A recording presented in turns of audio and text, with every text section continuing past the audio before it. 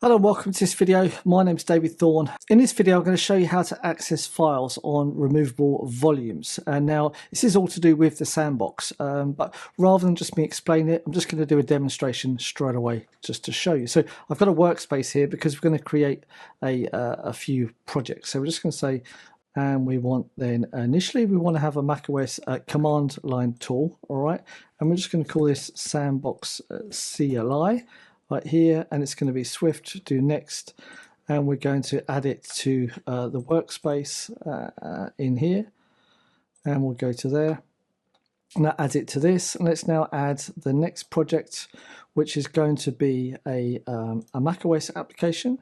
So this is going to be sandbox OS app, right, and we'll do that there, add it to a workspace, happy days, that's good. No, we just want sandbox, that one there, and create. Now we've got the second one, and the final one obviously is going to be then the iOS application, and we'll just put the iOS app here and do next, select sandbox, and we just want sandbox there, and next. So now we have 3 applications, and let's just come to the CLI first of all, and we'll build that file. Let's come to here. All right, so the thing that we want to do is we want to make a function, just say get volumes, and I promise you this is going to be per demonstration. You will understand it just by keeping to watch. Right, so we're going to return an array of strings for all of the volume names. If you don't know what I'm talking about, the volume names, I'm talking about if you go to your hard drive and you go to the root, you'll see a folder called volumes. If you're on a Mac, you're on an iPhone, and you're going to see this, okay? So let's just come here, and we're going to have to say do catch, and we'll say let error. And if we get an error, we're just going to say this here. This is what we're going to return if we do get an error. Other than that, we now need to get the contents of the folder that we want, and we're going to say try, and we want a file manager first of all, and let's say file manager and say default file manager contents of directory, and this is going to be volumes, and we can actually say in here that this is going to be up here instead, like that, and we'll just say path here. Okay, and now we can come to here. As long as we have the relevant access to this, then we'll be able to map these just to a basic string and so on, which it was a string anyway, but we're just for the sake of doing it. So now we have our get volumes.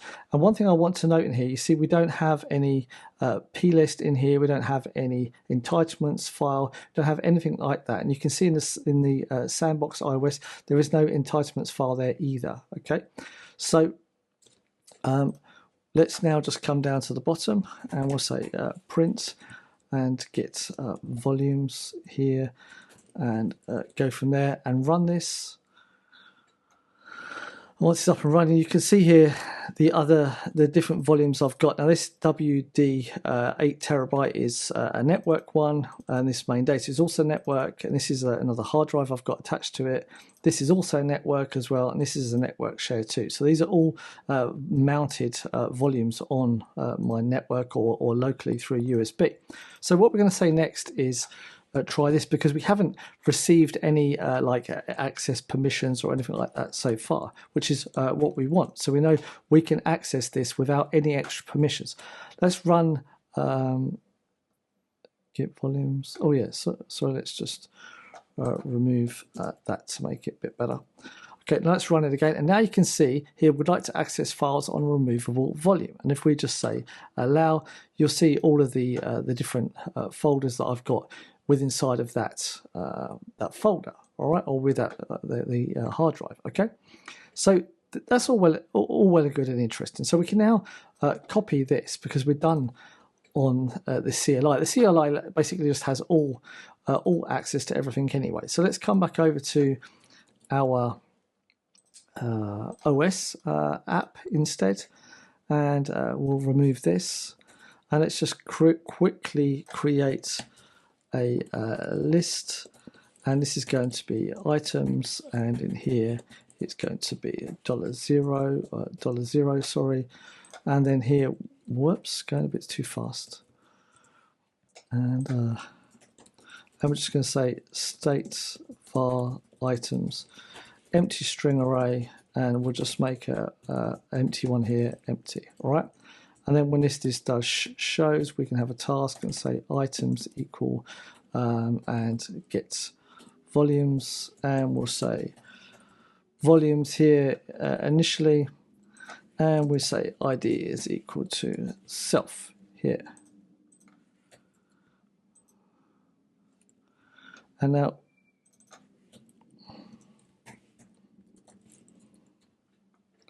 we can build and run this, and when it decides to launch, we will see it, and it's over here.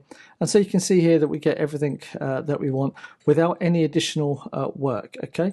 And in our sandbox, you can see this app sandbox is still set to yes. All right, so we're still inside of our sandbox. So let's now change this to 1TP, and you can see here could not be open because you do not have permission. The previews are already showing it, but we'll run it anyway, just to definitely show you that that is the case.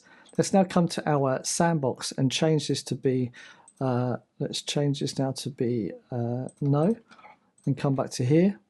And you'll see in a second, would like to access on files on a removal thing. And now you can see everything is there once again.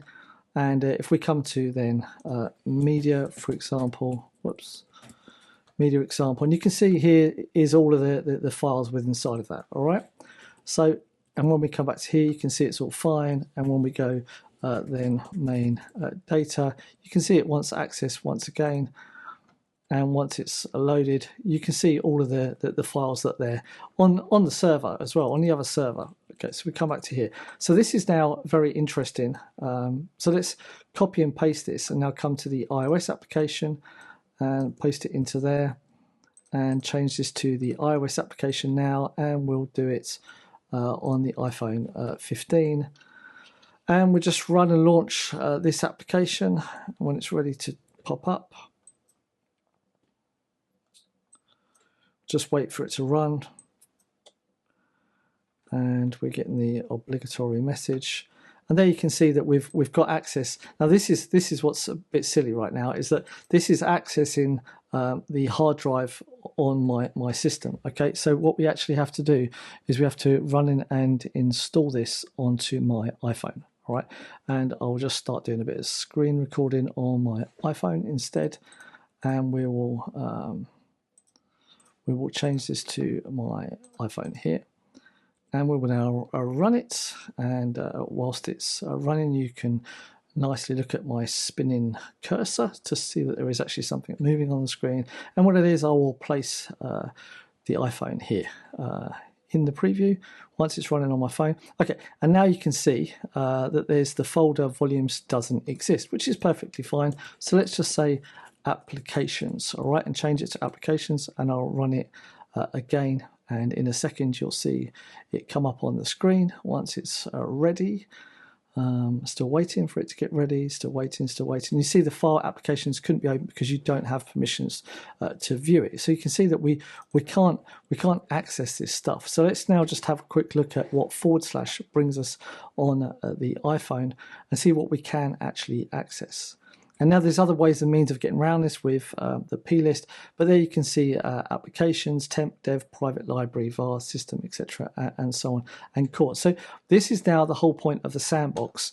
And sorry, it's not the point of the video, it's the sandbox. The point is how to access removable volumes using either the terminal or the macOS. As long as you're on a macOS, onside the iOS applications, and I'm assuming the iPad as well, this is going to happen. I've got my iPad set next to me, but I can't be bothered doing that. So I'm just going to stop this screen recording now. And with that said, I hope that you've got something out of this one video. The reason that I was making this video is because I was wanting to create an application, a macOS application, that when I plug my drone in, basically I've got multiple drones. When I plug any drone in, I want to auto sync that data over to one of these hard drives. And when it does that, I want the files, because the files on DJI are like start with DJI, or some things, cameras can start with image or vid or something like that, and they predominantly have like the year first of all, and then the month, and then say then the day, and then they have the time, for example, and then they tend to have like a random number after it. And this could be like MP4 or something after it. So what I want is the application that I want to make is to create this folder if it doesn't exist, create then the month folder inside the year folder, create then day folder inside the month folder, and then just throw this file inside of that folder as well. But then I want it to also like ignore these like other like LRF files, I think they are, that you get with DJI now as well, and to be able to see which files have already been synced from the SD card that I've got on my drone to then the actual file system. And then I want to have this file, for example, here on my local hard drive. So this is then a local USB hard drive here. And then I want after that to do the check if the local hard drive has the file, and if it does, then I want to send it to the network store. And this is basically my backup here, and this hard drive is then my backup from the SD card here, the temporary backup for this, and this is then the other backup. So at one point I can take the SD card from my drone, and I can buy a new one, and I can take that SD card and just throw it in a box, knowing that this is put a date on it, and so this is from, you know, this day on this month or this year to this one day, a month and a year, and then know that it gets backed up onto this hard drive, gets backed up onto this network store, and then I can back up this if required onto another way as well. But I know that I plug the drone in and boom, it just happens all at once.